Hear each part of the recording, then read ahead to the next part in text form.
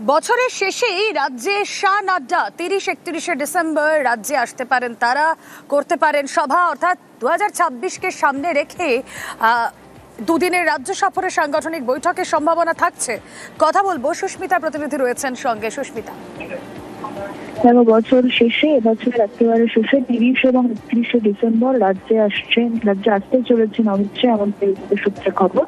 এবং সেই এবারে অমিত শাহের সফরে কোনো প্রকাশ্য জনসভা এখনো পর্যন্ত পরিকল্পনা নেই বিজেপির, তবে কর্মী সভা করতে পারেন তিনি, এমনটাই বিজেপি সূত্রে খবর।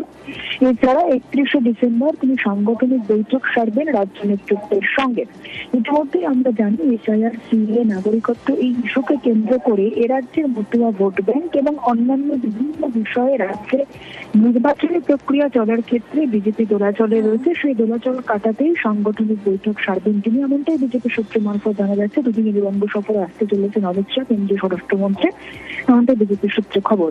এছাড়াও 25 ডিসেম্বর জেপি নাড্ডা তিনিও আসতে পারেন, এমনটাও শোনা যাচ্ছে। এবং পুরনো কর্মীদের একজোট করতে, চাঙ্গা সংগঠন করতে তিনি আসছেন বলেই বিজেপি সূত্র মারফত খবর। ওকে।